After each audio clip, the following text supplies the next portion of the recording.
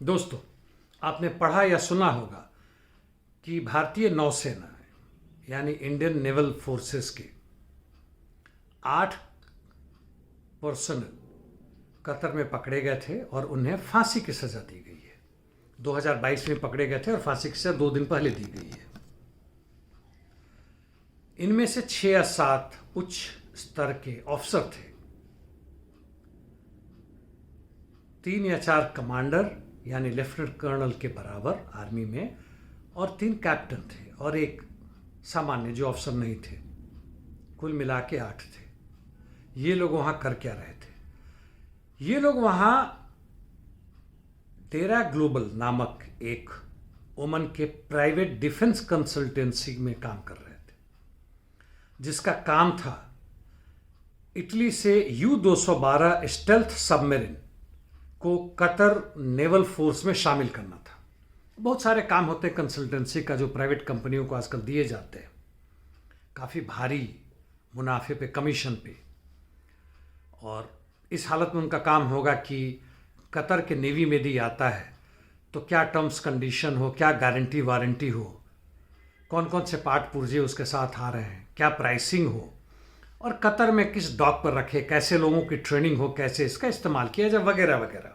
ये हमारे देश में पूरी दुनिया में चलता है और आजकल पहले सरकार द्वारा ही किया जाता था।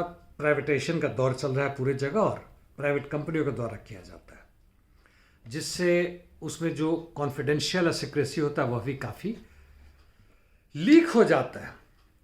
आखिर इन्हें फांसी की सज़ा क्यों दी गई, ये हमें पता नहीं है, पूरी तरह से खबर आया नहीं, लेकिन एक अंदाज़ा लग रहा है, हो सकता है जो गलत भी हो, कि इन लोगों को एस्पियोनेस यानी कतर सरकार के जो ये काम कर रहे थे, जो नेवी का जो एक्सपेंशन हो रहा था, जो सबमेरिन्स आ रहे थे, पनडुब्बी आ रहे थे,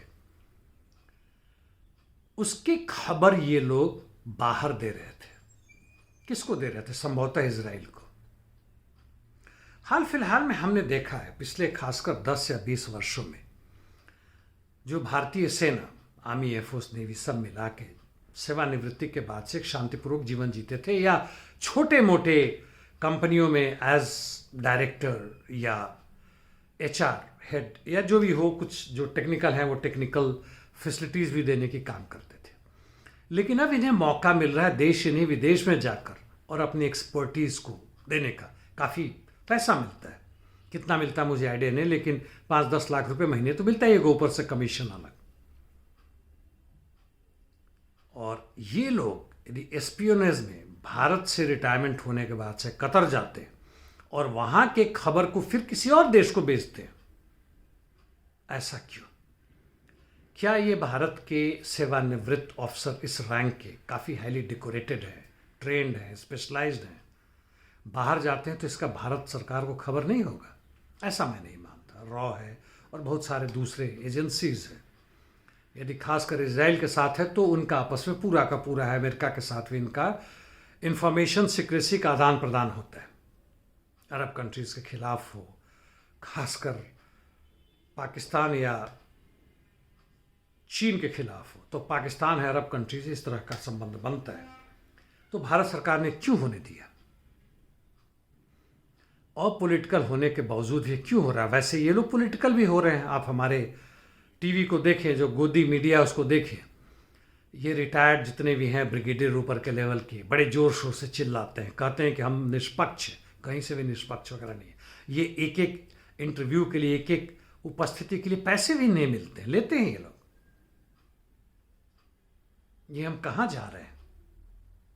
वैसे बात अलग है कि इन लोगों के विदेशों से पूरे ताल्लुकात होते हैं, इनके बच्चे विदेशों में पढ़ने जाते हैं या खुद भी जाते हैं। बड़े बड़े जजों के, IAS IPS के बाल बच्चे ये भी आते जाते हैं, ये भी इनका फॉरेन टूर काफ़ी होते रहता है।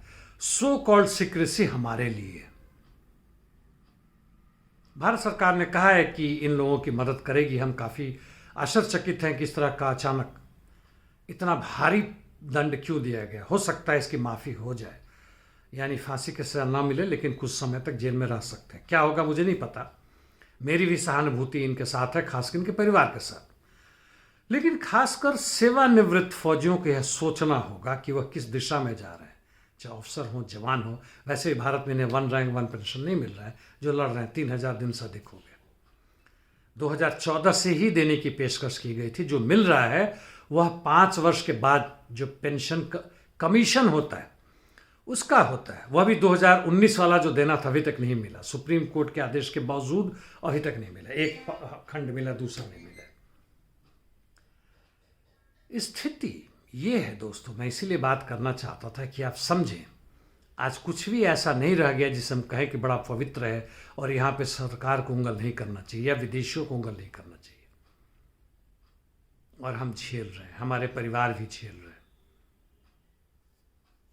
धन्यवाद।